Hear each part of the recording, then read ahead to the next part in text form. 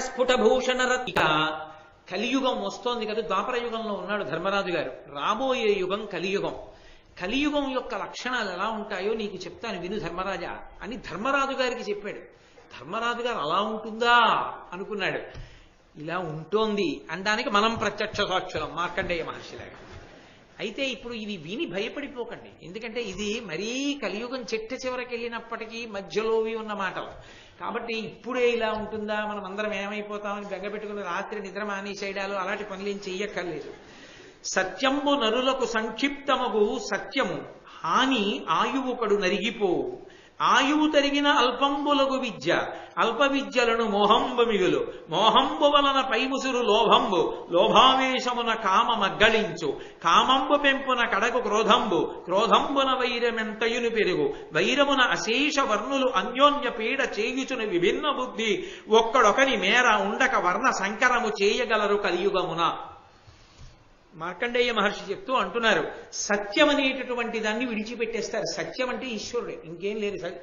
అందుకే సత్యం జ్ఞానం అనంతం బ్రహ్మ అని పేరు ఆయనకి. సత్యం శివం సుందరం అని పర్యాయ పదాలు పరమేశ్వరుడికి. సత్యం అంటే ఏమిటో కాదు పరమేశ్వరుడి. బాహ్యంలో సత్యం అంటే అబద్ధం ఆడకుండా ఉండడం. రెండూ వదిలేస్తారు. ఈశ్వరుడు ఉన్నాడని భయం ఉంటే కదండి అబద్ధం ఆడకుండా ఉండడం. అది లేదు కాబట్టి ఇది ఉండదు. కాబట్టి సత్యాన్ని విడిచిపెడతారు. సత్యాన్ని విడిచిపెట్టేసినటువంటి కారణం చేత ఆయుద్ధాయం తగ్గిపోతుంది. భగవంతుణ్ణి పట్టుకోవడానికి దూరం అయిపోయారు కాబట్టి వశులైపోతారు మృత్యువుకి. ఆయుర్దాయం తగ్గుతుంది. ఆయువు తగ్గిపోతే చదువుకోవడానికి సమయం ఉండదు, మంచి విషయాలు తెలుసుకోవడానికి అవకాశం ఉండదు, విద్య తగ్గిపోతుంది. విద్య తగ్గిపోతే మోహం ఎక్కువైపోతుంది. మోహం ఎక్కువైపోతే లోభం ఎక్కువైపోతుంది. అవిద్యకి పర్యవసానం దాచుకోవాలన్న కోరిక పుడుతుంది, లోభం పుడుతుంది. లోభం చేత కామం పెరుగుతుంది. కామం వలన క్రోధం వస్తుంది. క్రోధము వలన వైరం పెరుగుతుంది. వైరము వలన ఒకడినొకడు పొడుచుకుంటాడు, చంపుకుంటాడు. ఈ చంపుకోవడంలో ఈ క్రోధావేశాల్లో వాడి బిడ్డని వీడు, వీడి బిడ్డని వాడు వర్ణ సంకరాలు చేసుకుంటారు. వర్ణ మర్యాద ఉండదు. అక్కర్లేదని చెప్పి పెళ్లిళ్ళు చేసుకోవడం మొదలు పెడతారు. దాంతో వర్ణ సంకరం కలియుగంలో ప్రారంభం అవుతుంది. వర్ణమునకు గౌరవం ఇవ్వడం తగ్గించేయడం కలియుగంలో ప్రారంభం ధర్మరాజా. కాబట్టి భగవద్గీత శ్లోకంలో చెప్పినట్టు చెప్పుకొచ్చాడు మార్కండేయ మహర్షి. సత్యమునందు అనురక్తి, ఈశ్వరుని యందు అనురక్తి, అనృత భాషణమునందు మనకి అనురక్తి లేకుండా ఉండుట అన్న రెండూ పోతాయి. అదే మనం అబద్ధం ఆడకూడదు అన్న భయం పోతుంది. భగవంతుణ్ణి నమ్మాలి, పూనిక పోతుంది. ఈ రెండూ పోతే ఆయుర్దాయం పోతుంది. ఆయుర్దాయం తగ్గిపోతే చదువుకునే అవకాశం పోతుంది. చదువుకునే అవకాశం పోతే మంచి విషయాలు తెలియవు. మంచి విషయాలు తెలియకపోతే అవిద్య వస్తుంది, అజ్ఞానం వస్తుంది. అజ్ఞానము వలన లోభం వస్తుంది, దాచుకోవాలనుకుంటాడు. దాచుకోవడం ఎందుకు? తనదిగా మిగుల్చుకుందామని. నిజానికి దాచుకున్నది తనది కాదు, ఇచ్చుకున్నది తనది. ఎందుకని? దాచుకున్నది శరీరం పడిపోయాక తనతో రాదు, ఇచ్చిందేదో తనతో వస్తుంది జీవుడితో. కాబట్టి లోభం పెరుగుతుంది. లోభం పెరిగితే కామం పెరుగుతుంది. నాకు ఇన్ని ఉన్నాయి కాబట్టి అని కోరికలు పెరుగుతాయి. కామం పెరిగితే క్రోధం పెరుగుతుంది. అవి రెండు అక్క చెల్లి. ఓ కోరిక పుడుతుంది, అది తీరకపోతే ఎవడి వల్ల తీరలేదో ఓ నేను ఎంచుకుని వాడి మీద కోపం మొదలు పెడతాను. ఇక వాడితో జట్టి, కోపం, దెబ్బలాట, కొట్టుకోవడం, చంపుకోవడం, చావడం, కక్షలు, కార్పణ్యాలు, నమ్మకాలు పోవడం, వర్ణ వ్యవస్థ శిథిలం అయిపోతుంది. అయిపోయి వర్ణ సంకరం అయిపోయి ఒక కులం వాడిని ఇంకో కులం వాడు వివాహం చేసుకోవడం మొదలు పెడతాడయా. అది కలియుగంలో ప్రారంభం. తర్వాత రసగంధ ద్రవ్యంబులు పసచెడు సస్యంబులు అల్పఫలములగు. మహిం బసివాడి తరగు తరువులు కుసుమ ఫలంబులను గరము కొంచెంబులగును. కలియుగంలో ఉండేటటువంటి విశేషం ఏమిటంటే సుగంధ ద్రవ్యాల్లో ఉండేటటువంటి సుగంధం తగ్గిపోతుంది. అమ్మవారికి చందనాలంకారం చేద్దామని చెప్పి గంధం తీస్తే ప్రాంగణం ఎలా ఉండాలి? చందనం చెక్క అన్న పేరుతో మారుగుళ్ళు అమ్మేస్తారు. పసుపు అన్న పేరుతో అందులో ఏవో కలిపేస్తారు. మిరియాలు అన్న పేరుతో బొప్పాయి గింజలు అమ్మేస్తారు. కుంకము అన్న పేరుతో రసాయన ద్రవాలు కలిపేస్తారు. గంధం గుండ అన్న పేరుతో కొయ్య గుండి ఇచ్చేస్తే అది పరమేశ్వరుడికి కలిదేస్తుంటారు. కాబట్టి రసద్రవ్యములు ఏవి సుగంధ ద్రవ్యములు ఉంటాయో అవన్నీ కూడా పటుత్వాన్ని కోల్పోతాయి కలియుగంలో. అది గుర్తు. రెండు, పసచెడు సస్యంబులు అల్పఫలములగు. ఇవ్వవలసినంత పంటని ఇవ్వవు, దిగుబడులు తగ్గిపోతుంటాయి. అలాగే మహిం పసిబాడి తరుగు. ఆవుల పాలు తగ్గిపోతాయి లోకంలో. ఆవు పాలు తాగేవాళ్ళు తగ్గిపోతారు. ఆవుల్ని పెంచుకోవడం, ఆవు పాలు తాగడం తగ్గిపోతుంది. దాని స్థానంలో ఏం పెరుగుతాయి తెలుసా? కుక్కలు పెరుగుతాయి. ఇంటింటా కుక్క ఉంటుంది, ఏ ఇంటా ఆవు ఉండదు. నేను మీకు యథార్థం చెప్తున్నా, కలియుగ లక్షణం. ఆవు వెళ్ళిపోతుంటే పెంటపోగు మీద ఏరుకుని ఆవు తినవలసి వస్తుంది. పెంటపోగు మీద తింటున్న ఆవుని కుక్కలు తరుగుతాయి. కుక్కలు తరుగుతుంటే ఆవు పరిగెడుతుంటుంది. యజమానులు చూస్తూ నించుంటారు కుక్కను తరవడం. వీధికి 50 కుక్కలుంటాయి, కుక్కల్ని ఏం చేయకూడదనే వాళ్ళు వస్తారు. ఆవు పాడైపోతోందని అడిగేవాడు ఉండడు. అది కలియుగ లక్షణం ధర్మరాజా. చూడాలా మనం? కాబట్టి ఆవులుండవు, ఆవు పాలు అక్కర్లేదు. ఆవు పాలు తాగితే మేధాశక్తి, ఆవు పాలు తాగితే పరదేవత యొక్క అనుగ్రహాన్ని పొందుతాడు. ఆవు పాలు తాగరు. అందరికీ గేదె పాల మీద అనురక్తి పెరుగుతుంది. కాబట్టి పసిబాడి తరుగు తరువుల కుసుమ ఫలంబులను గరము కొంచెంబులగును. చెట్లు పువ్వులు పళ్ళు ఎక్కువ పండవు, చాలా తక్కువ పండుతాయి. వసంత ఋతువు వచ్చిందనేటప్పటికీ మామిడి చెట్లకి కాయలు ఇలా వేలాడిపోతుండేవి. అసలు పూత మీద ఉండగానే ఓ రోజు రాజమండ్రి, ఓ రోజు పిఠాపురం, ఓ రోజు తుని, అలా గాలివానలు వచ్చి ఉన్న పిందెలన్నీ ఊడిపడిపోతుంటాయి. అసలు గట్టిగా 4 కాయలు దొరకవు, 4 పళ్ళు దొరకవు, పువ్వులు దొరకవు. ఎక్కడ పువ్వులు గట్టిగా పూజ చేసుకుందామంటే ఇన్ని పూలు దొరకడం గగనం. ఇంకా విచిత్రం ఏమిటంటే, ఎవడైనా పూల మొక్క వేసుకుంటే పొరపాటున ఆ పూల మొక్కకి పూసినటువంటి పువ్వుని చూసే అదృష్టం యజమానికి ఉండనే ఉండదు. ఎందుకంటే మార్నింగ్ వాక్ అని పేరెట్టుకుని ఓ ఊచ, దానికి ఓ వంపు, ఓ ప్లాస్టిక్ కవరు పట్టుకుని చీకట్లో బయలుదేరుతాడు. ఏమిటి వాడి మార్నింగ్ వాక్ అంటే, ఆ మొక్క వేసుకున్న యజమాని కొమ్మలు పైకుంటే పువ్వు, వీడి చెట్టు కాదుగా, వీడు పోయలేదుగా నీళ్లు, వీడిని జుత్తట్టుకు ఉంచితే తెలుస్తుంది వాడికి ఆ బాధ ఏమిటో. ఆ పైన ఇలా వేసి ఆ అంచు కొమ్మని కిందకి లాగేసి పళ పళ కొమ్మలు విరిగిపోతుంటే తెల్లవారకట్లా పువ్వులు కోసుకుని ప్లాస్టిక్ కవర్లో వేసి పట్టుకెళ్ళి ఈశ్వరుడికి పూజ చేస్తే ఇన్ని ఇళ్లలో దొంగతనం చేసి చెత్తేవరా అని పొంగిపోయి వీడికి వరాలు ఇస్తారు. కాబట్టి చెట్లకి పువ్వులుండవు, చెట్లకి కాయలుండవు, ఆ రోజులు వస్తాయి. పితృదైవత కార్యంబుల ఇతరేతర భక్తుల గుదురు. నేను యథార్థంగా చూశానండి ఈ విషయం, యథార్థంగా చూసా. ఒకసారి పితృదేవతలకి పెట్టవలసినటువంటి పిండాలు ఒకడికి పెట్టవలసిన పిండం ఇంకొకడు తినేయవలసిన అవసరం వస్తుంది. నేను ఒకసారి గై వెళ్ళాను. వెడితే గైలో పిండాలు వండి తీసుకొస్తూ ఉంటారు, ఇస్తూ ఉంటారు. ఒక ఆయనకి ఇచ్చారు. ఆయన ఏదో సంకల్పం చెప్పాడు. చేతిలో ఎప్పుడు అంతఃశత్రువు ఒకటి ఉంటుంది కదా, సెల్ ఏదో మోగింది. అరే మధ్యలో లేచిపోవడం ఏమిట్రా, పితృపిండం పెడుతూ లేచిపోవడం ఏమిట్రా అని కూడా లేదు. ఆ ఫోన్ మాట్లాడడానికి వెళ్ళాడు. ఆవిడ దేనికో లేచింది. ఇంకొక ఆయన వచ్చి ఈ పిండాలు పట్టుకెళ్ళి ఆయన పెట్టేసుకున్నాడు. అంటే వీళ్ళ నాన్న తినగా మిగిలిన వాళ్ళ నాన్న తినేసాడు. అది చెప్తున్నారు, కలియుగంలో పితృపిండాలు అలా పెడతారు. ఏమీ శ్రద్ధ ఉండవు, పితృపిండాలు అలా పెడతారు. ఇంకా విచిత్రం ఏంటంటే, ఎల్ల ఎడల కుచ్చిత దేశ పాత్ర ప్రతియు వర్తించు. అది దేవాలయమా లేకపోతే తద్దినం పెడుతున్నాడా, మనం ఏ కార్యం మీద ఉన్నాం, ఎందుకు వచ్చాం, దాంతో సంబంధం ఏమి ఉండదు. దానికి విరుద్ధమైన పని ఏమి ఉంటుందో చేస్తుంటారు. చూడ్డానికి అసహ్యం వేస్తుంది. చెప్తున్నా నాకే రాదా? కాబట్టి ఎక్కడ ఎలా ఉండాలో అలా ఉండరు. ఓ పార్క్కి వెడితే చిన్నపిల్లలు అట్టుకుని వెళ్ళాలి. ప్రవచనాలకు ఎందుకు ముందరా? వాళ్ళు అరవరు, వాళ్ళకి ఏం తెలుసు పాపం, వాళ్ళు పసిపిల్లలు. ఎవరికి ఉండాలి ఆ బుద్ధి? పెద్దవాళ్ళకు ఉండాలి. అది ఆలోచన లేని వాళ్ళు సభలకు వస్తుంటారు. ఎక్కడ ఎలా ఉండాలో అలా ఉండరు. ప్రవచనం జరిగే చోటికి సెల్ ఫోన్, దాన్ని సైలెంట్లో పెట్టుకోవడం చేత కాదు, ఉండకపోతే అవమానం. ఉండాలి, మోగాలి, 10 మంది చూడాలి, సిగ్గు ఉండదు. కాబట్టి ఎక్కడ ఎలా ఉండాలో అలా ఉండని వాళ్ళందరూ చేరుతుంటారు, దాని గౌరవాలు నిలబెట్టారు. కాబట్టి అలా ఉంటారు. చిట్ట చివరికి ప్రతితీయ వర్తించు దైవ పైతృక విధులన్. అది దేవాలయ ప్రాంగణం. మనం వెళ్ళింది అక్కడికి వెళ్ళినప్పుడు మనం ఇలా వెళ్ళాలనేటటువంటి ఇంగిత జ్ఞానం ఉండదు. గుళ్ళోకి చెప్పులేసి వెళ్ళిపోతారు, గుళ్ళల్లోకి బొట్టు లేకుండా వెళ్ళిపోతారు.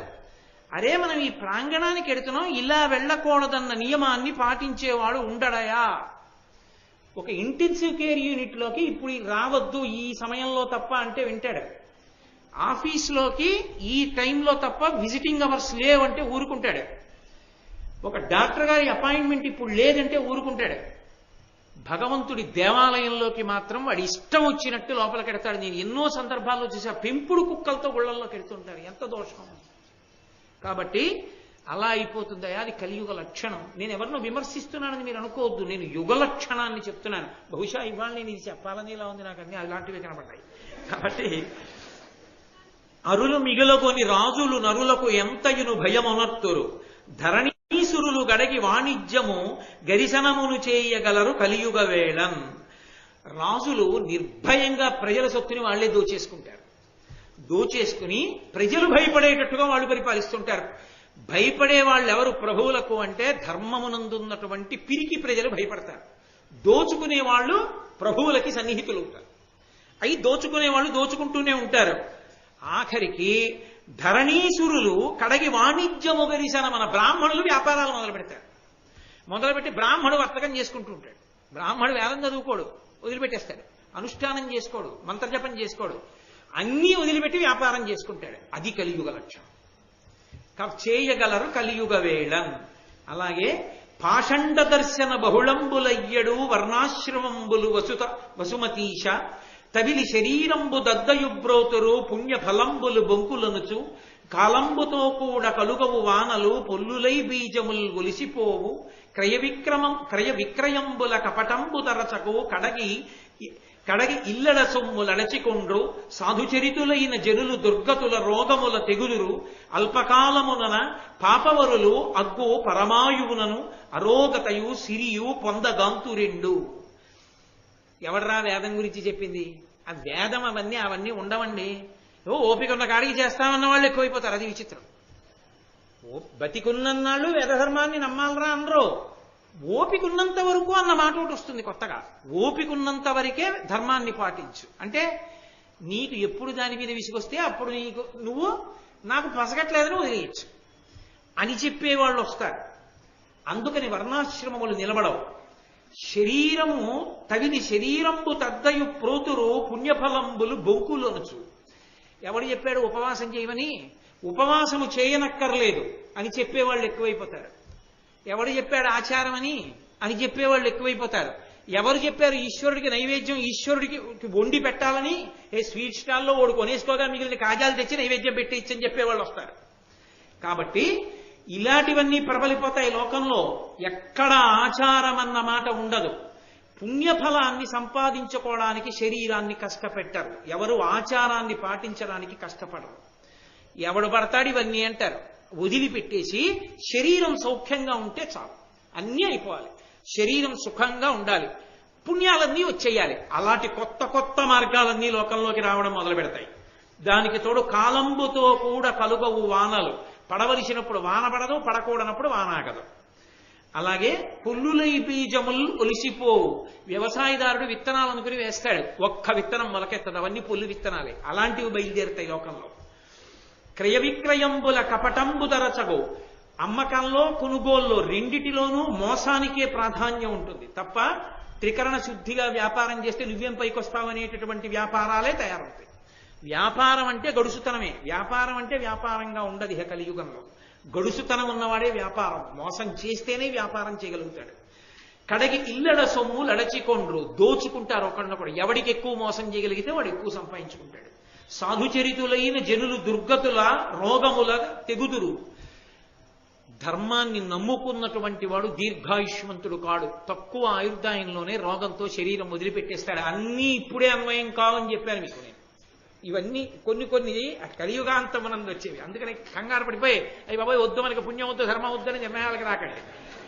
అల్పకాలమునన పాపపరులు అగ్గు పరమాయువును అరోగతయు సిరియు పొందగంతురెండు. ధర్మాన్ని విడిచిపెట్టేసి పాపకార్యాలు చేసేవాళ్ళు దీర్ఘాయుష్మంతులై భోగభాగ్యాలతో సంతోషంగా ఉంటారు. అది కలియుగ లక్షణం. ఇప్పుడు కాదు, తర్వాత ఎప్పుడు. వనితా దుర్బల దీన బంధుజన సర్వస్వాపహారులు సుహృజ్జన మాతా పితృపుత్రు హంతలు ఎదురుచ్ఛాకర్మశీలుర్ ధరం జనసంపూజితులై చరింతురు వినష్ట శ్రీకులై విప్రులా జనులంచేరి పరిగ్రహించదరవజ్ఞాపూర్వ దుర్విత్తముల్. లోకంలో నిర్భయంగా తల్లిని చంపేసేవాడు, తండ్రిని చంపేసేవాడు, బంధువుల్ని చంపేసేవాడు, బిడ్డల్ని చంపేసేవాడు, ఎవణ్ణి ఎంత మోసమైనా చేసేసి వాడిష్టం వచ్చినట్టు వాడు ప్రవర్తించడమే తప్ప వాడి ప్రవర్తన ఒక శాసనానికి ఒక శాస్త్రానికి కట్టుబడినటువంటి జీవితం గడిపేటటువంటి వాళ్ళందరూ లోకంలో పెద్దవాళ్ళని కీర్తింపబడడం మొదలు పెడుతుంది. ఏ విధమైన సిగ్గు లజ్జ లేకుండా బ్రాహ్మణులు వెళ్ళి ఆశీర్వచనాలు చేసి మరీ డబ్బులు తెచ్చుకుంటారు. కోరి కోరి వెళ్ళి ఆశీర్వచనాలు చేస్తారు. వాళ్ళు వచ్చిపోనే ఆశీర్వచనాలు అడిగితే చేయడం కాదు, వీళ్లే పెడతారు, వెళ్ళి ఆశీర్వచనాలు చేస్తారు, చేసి డబ్బు తెచ్చుకుంటారు భయపడి, రేపు వాళ్ళ వలన జరగవలసిన ఉపకారాలు జరగవని. అది కలియుగ లక్షణం ధర్మరాజ. ధరణీ రక్షణమాచరింపక నృపుల్ దర్పంబునన్ పశ్యతోహరులై సాధులదోచి చేకురు తదీయ స్త్రీధన క్షేత్రముల్ హరియింపంగలవారు దారుణతరంబై పెళ్ళు చెల్లుం పరస్పర వైరంబు ధరాతలేంద్రులకు విశ్వప్రాణి నాశంబుగన్. క్షత్రియులైనటువంటి వారు, రాజులైనటువంటి వారు భూమిని పరిపాలించారు. వాళ్ళు అన్నీ విడిచిపెట్టేసి రాజ్య పరిపాలన, బలహీనుల్ని రక్షించడం ఇలాంటివన్నీ విడిచిపెట్టేసి సాధు పురుషుల్ని దోచుకోవడానికి వాళ్ళు కూడా సిద్ధపడిపోయి వాళ్ళు కూడా అటువంటి పనులు చేయడం మొదలుపెట్టి స్త్రీని, ధనాన్ని, భూమిని, గోవుల్ని అన్నిటినీ అపహరించడం మొదలు పెడతారు. ఒకళ్ళకి వైరాలు పెరిగిపోతాయి. దానివల్ల విశ్వ ప్రాణి నాశనం జరుగుతుంది. ఎక్కడ చూసినా అభద్రతాభావమే. ఈ స్థలం నాది అని నమ్మకమే ఉండదు. ఎవడెవడికి రిజిస్టర్ చేసేస్తాడో తెలియదు. ఈ ఇల్లు నాది అని నమ్మకం ఉండదు. అద్దెకిస్తే పుచ్చుకున్నవాడు ఖాళీ చేస్తాడని నమ్మకం ఉండదు. కాబట్టి ఎవడు ఏది పొంది ఉన్నాడో తెలియదు. ఎవడు బాగా మోసం చేసి ధైర్యంగా నిలబడి కాపక్షానికి నిలబడగలడో వాడే యజమానవుతాడు. కలియుగంలో ఆ లక్షణాలు ప్రవర్తిస్తాయి. సుతుడు అవమానించు జనకుని, పతి అవమానించు భార్య, పడతులు పతులన్ మతి ఒండరువులు మెచ్చక సతతము జరిగింతురిష్ట సంచారములన్. కొడుకు తండ్రిని అవమానిస్తాడు. నాన్నగారికి ఏదైనా తెలియకపోతే, నాన్నగారండి ఆ విషయం నాకు తెలుసు నాన్నగారండి, నేను చేస్తాను, మీరేమీ కంగారు పడుకోండి, కష్టపడి పెంచారు కదా, నన్ను ప్రయోజకుణ్ణి చేశారు కదా, నేను చూస్తాను నాన్నగారండి అని ధైర్యం చెప్పడం. నీకేం తెలుసు, మీరు నోరు ముసుగు కూర్చోండి, కృష్ణారామ అనుకోకూడదేంటి, అన్నిటికీ తగుదునమ్మని ఇంకా సలహా చెప్తారు, మీ రోజులు అనుకుంటున్నారా అంటాడు. తండ్రిని కొడుకు అవమానిస్తాడు. పతినవమానించు భార్య నోరు విప్పితే భర్త పనికి మాలిన వాడని మాట్లాడుతుంటుంది తప్ప అసలు అలా అనకూడదు అన్న ఇంగిత జ్ఞానం భార్యకు ఉండదు. పడతులు పతులన్మతి ఒండరువుల మెచ్చక. స్త్రీ పురుషులు భార్యాభర్తలు మనసులో తన భార్య మీద విపరీతమైన ప్రేమతో తానుండడం, భార్య భర్త మీద ప్రేమతో ఉండడం ఉండదు. ఆవిడిష్టం ఆవిడిది, ఈయనిష్టం ఈయంది, అది ఎంతవరకునైనా కింద ప్రవర్తిస్తూ ఉంటారు. సతతము చెరియింతురిష్ట సంచారములను, ఎవరి ఇష్టాన్ని బట్టి వాళ్ళు సంచరిస్తారు. ఆవిడికి కావలసినట్టు ఆవిడుంది, నాకు కావలసినట్టు నేనున్నాను, అంతే రాజీ. తప్ప అలా ఉండకూడదని ఆవిడండు, మీరు ఇలా ఉన్నారే అని ఆవిడండు. కాబట్టి ఇద్దరు మాత్రం భార్యాభర్తలుగా లోకంలో ఉంటారు. వాళ్ళని ఆదర్శంగా మిగిలిన వాళ్ళు తీసుకుంటే కొంపలు పడిపోతాయి. కాబట్టి కలియుగం అలా ఉంటుంది. ఉరవగు నారిక పంటలు గొరియల పాడియును తరచుగును, తెరవలు చుట్టములయ్యెదరు ఎరచియు భుజింతు రద్ది ఎల్లజనంబుల్. ప్రతి వాడు కోరుకునేది ఏమిటి అంటే, మాంసాహారం ఎన్ని రకాలుగా ఉంటుందో ప్రతివాడికి తెలుస్తుంది. ఒకవేళ కోరి మాంసాహారమే తింటారు. ఒకవేళ మాంసాహారం తినకపోతే శాకాహారాన్ని మాంసాహారపు పేర్లతో పిలుచుకుని మాంసాహారంలా వండుకుని తింటారు. ఇంకెందుకు రావట్లా పేర్లు తెలియవు మీకు, నేను అవన్నీ ఎందుకు సభలో చెప్పాలి? కాబట్టి అంత అనురక్తి కలుగుతుంది. చివరికి ఎంత హీనమైన స్థితికి పెడతారంటే, ఒకసారి ఆడపిల్ల మెళ్ళో మంగళసూత్రం కట్టిన తర్వాత ఇంటి యజమాని మామగారు ఏది ఏమైపోని ఆ ఆడపిల్ల మీద ఈగ వాలడానికి వీల్లేదు. మామగారు బ్రతికున్నంత కాలం కోడలకి శ్రీరామ రక్ష కింద ఉండాలి. పుట్టింట్లో పొందలేని భాగ్యాలన్నీ అత్తవారింట్లో పొందాలి ఆడపిల్ల. అంత సంతోషించాలి. దానికి మామగారు తాను ఆ కావలసినటువంటి ఆ స్వేచ్ఛ, స్వాతంత్రాన్ని మామగారు తీసుకోవాలి. భర్త భార్య అంత అన్యోన్యంగా ఉండాలి. ఒకరి మనసులు ఒకరివై ఉండాలి. కానీ కలియుగంలో ఏమవుతుందంటే ధర్మరాజా, భార్య చెప్పడానికి నాకే కించిత్ సిగ్గుగా ఉంది, ఒక ప్రత్యేకమైనటువంటి భోగం కొరకు మాత్రమే ఆమె ఉపకరణం. ఆమెకి ఒక ప్రత్యేకమైన భోగము కొరకు ఆయన ఉపకరణం. ఇక మిగిలిన విషయాల్లో వాళ్ళ మనసులు కలవవు. ఆయన ఇష్టం అయింది, ఈవిడిష్టం అయింది. కాబట్టి వాళ్ళిద్దరూ ఒక ప్రత్యేక భోగాన్ని పొందుతారు. దాని ఫలితంగా కొంతమంది పిల్లలు ఉంటారు తప్ప వాళ్ళు ఒకరి మనసులు ఒకరైన వారు కారు. భోగం కోసం కలిసి ఉంటారు. ఒక్కొక్కసారి అది కూడా గాడి తప్పుతారు. మంచి పంటలన్నీ అందరూ వదిలేస్తారు. వదిలేసి చిత్ర విచిత్రంగా లాభాలు ఎక్కువ వస్తాయని పంట పండించి పంట లోకానికి తిండి గింజలు అందించవలసిన చోట తిండి గింజలు అందించడం మానేసి లాభాలు వస్తాయని కొత్త కొత్త చెరువులు కొత్త కొత్త వ్యాపారాలు మొదలు పెడతారు. పంట పండించడాన్ని ఇష్టపడరు. కొత్త రకాల పంటలు మొదలు పెడతారు. ఆ పంటలు వేయడం మొదలు పెడతారు. కాబట్టి అలాగే గొర్రెల పాడుయును తరచగొను. ఆవుల పాలు ఎవ్వరికీ ఎక్కర్లేదు. గొర్రె పాలు శ్రేష్టమని గొర్రె పాలు తాగే రోజులు వస్తాయి. ఎక్కడ చూసినా గొర్రెల పాలు అమ్ముతారు రాబోయే రోజుల్లో. కాబట్టి అలా ఉంటుంది. తాకట్టు ఏదైనా ఎవరైనా పెట్టారా, ఇక ఆ తాకట్టు మళ్ళీ తిరిగి ఇచ్చేవాళ్ళు ఉండరు. తాకట్టు పెట్టిన వస్తువుని తనదిగా లాగేస్తాడు అవతలవాడు. కాబట్టి ఇలా ఉంటాయా 16 వర్షముల్ పరమాయువయ్యడు ధరణీశ కలియుగాంతమున వినవే. కలియుగాంతం దగ్గరికి వచ్చేసిందని గుర్తేమిటంటే పురుషుడి యొక్క గొప్ప ఆయుర్దాయం. చాలా కాలం బతికాడండి అని పేపర్లో ఫోటో వేయాలంటే 16 ఏళ్లు బతుకుతాడు. కాబట్టి 7-8 ఏండ్ల ప్రాయంబున ప్రజలుద్భవింతురు భావినులకు. మహా అయితే 7 తప్పితే 8 ఏళ్లకి పిల్లలు పుట్టడం మొదలవుతుంది ఆడపిల్లలకి. ద్రవ్య విహీనులై దాత యొక్కడు లేక అన్యోన్య తస్కరులు అగుదురెండు. దానం చేసేవాడన్నవాడు లేక దొంగతనం ఒక్కటే ఉంటుంది లోకంలో. ఎరిగెడు వారును ఎంత యుక్రూరులై చెనసి పాపంబు చేసెదరు సువే. తెలుసున్నవాడు తెలియనివాడు ఎవడైనా సరే క్రూరత్వంతో పాపమే చేస్తూ ఉంటారు. అన్న విక్రయంబులు అఖిల జనులు అందరూ అన్నాన్ని నమ్ముకుని బతకడం మొదలు పెడతారు. ప్రతి చోట ఎక్కడికి వెళ్ళండి అన్నాన్ని అమ్మడం ప్రారంభమవుతుంది. అతిథిని పిలిచి అన్నం పెట్టే వాళ్ళు ఉండరు. ఆఖరికి పసిపిల్ల తినే అన్నానికి కూడా వెలకట్టి అమ్ముతారు. బేబీ మీల్ అని వింటారా? అలా ఏమీ తెలియనట్టు నేనే చెప్తున్నట్టు చూస్తారే. కాబట్టి అన్న విక్రయమునంత రకిల జనులు వేద విక్రయులగుదురు విప్రవరులు. వేదాన్ని అమ్మేస్తారు బ్రాహ్మలు. పణ్యయోనులయగుదురు పద్మముఖులు. బాగా అందంగా ఉన్న ఆడది అంటే ఎంత ఎక్కువ డబ్బిస్తే అంత తక్కువ బట్ట ఒంటి మీద ఇంచుకొని మానాన్ని అమ్ముకుంటుంది. అంతకన్నా ఇక చెప్పడం నాకు సాధ్యం కాదు. అంత మర్యాదతో మాట్లాడాలి వేదిక మీద కూర్చున్నప్పుడు. కాబట్టి చాలు. కష్టతరమైన ఎక్కలి కాలవేళ. కలికాలంలో అంత కష్టతరంగా ఉంటాయి జీవితాలు. నిస్సిగ్గుగా ప్రవర్తిస్తుంటారు జనులు. శృతి ధర్మంబు ఈ పద్యానికి నేను వ్యాఖ్యానం చెయ్యను అసలు. మీరు ఆ పద్యం చదువుతుంటే మీరు పట్టేసుకోగలుగుతారు.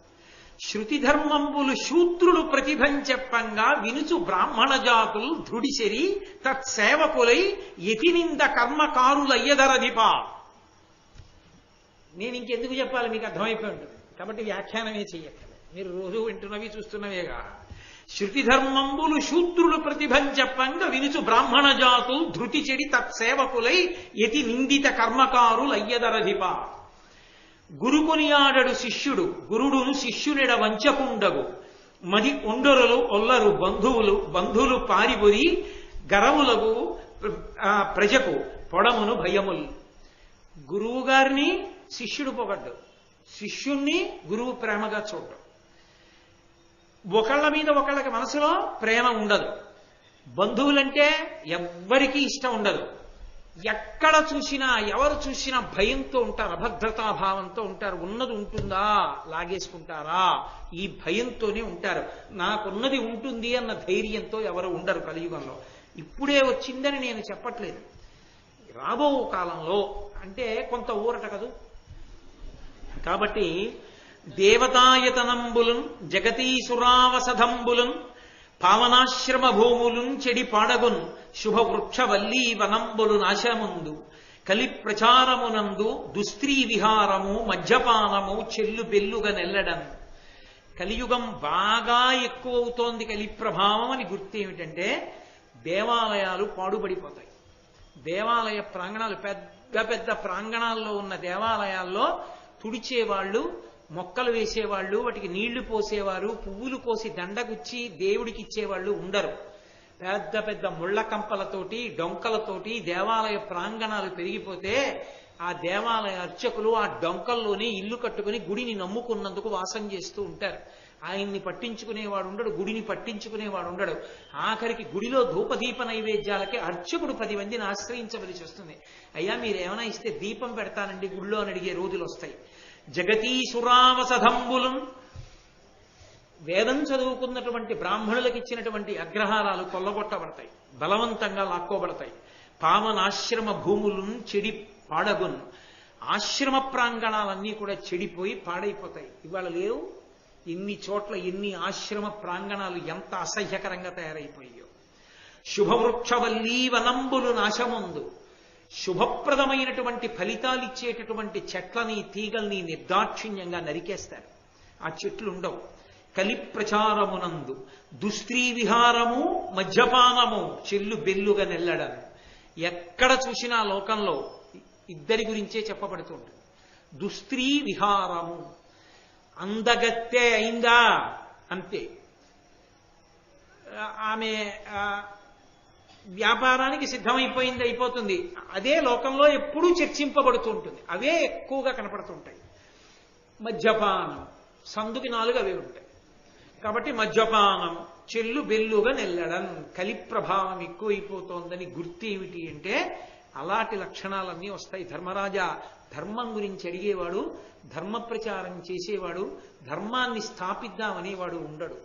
లోకం అలా తయారైపోతుంది క్రమంగా.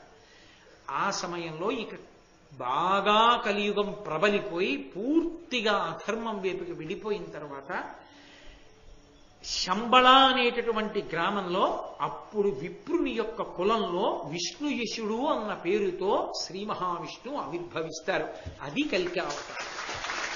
కల్కావతారం రాలేదు, కల్కావతారం వస్తుంది. ఆ అవతారం ఎప్పుడు వస్తుంది అంటే పురుషుడి ఆయుర్దాయం 16 ఏళ్లే అయిపోతుంది.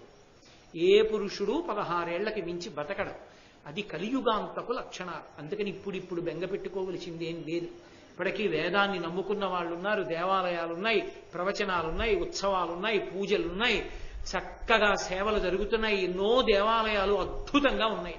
వెంకటాచలం లేదా, శ్రీశైలం లేదా, ఎన్ని దేవాలయాలు అద్భుతంగా నిర్వహింపబట్టలేదు. కాబట్టి ఇప్పుడు అన్నీ ఉన్నాయని బెంగ పెట్టుకోవలసిన అవసరం లేదు. కానీ ఒక పురాణం చెప్పేటప్పుడు అందులో ఉన్న విషయాలు చెప్పడం నా కర్తవ్యం, అందుకు చెప్పాను. కాబట్టి మీరు బెంగ పెట్టుకోక్కర్లేదు. ఇప్పుడే అన్నీ ఏవో వచ్చేసాయి అనుకోక్కర్లేదు. కొన్ని వచ్చాయన్నది రాదు, నేను దాచకూడదు. కాబట్టి ఆ విష్ణుయశుడు అన్న పేరుతో అప్పుడు వస్తాడు కల్కి అవతారం. ఆయన పుడుతూనే ఆయనకి సకల శాస్త్రములు వేదములు ఆయనకి భాషిస్తాయి. ఆయన ఈ జగత్తుకి సార్వభౌముడు అవుతాడు. అయి దుష్టులందరినీ నిర్మూలిస్తాడు. అప్పుడు కలియుగాంతమునందు కృతయుగం ప్రారంభమవుతుంది. ధర్మము 4 పాదముల మళ్ళీ నడుస్తుంది. కృతయుగం ప్రారంభం అవగానే కల్కి అవతారం అశ్వమేధయాగాన్ని చేస్తుంది. అక్కడతో కృతయుగం ప్రారంభం. కాబట్టి ధర్మరాజా, యుగాలు ఎలా ఉంటాయి, ప్రళయం ఎలా ఉంటుంది అని అడిగావు కదూ. ఇన్ని యుగాలు చూసిన వాణ్ణి కనుక రాబోయేది కలియుగం కనుక ఆ కలియుగం ఎలా ఉంటుందో కూడా నీకు చెప్పాను. ఒంటి పాదం మీదే ధర్మం ఉంటుంది అన్నాను కాబట్టి దాని లక్షణం ఎలా ఉంటుందో నీతో చెప్పాను.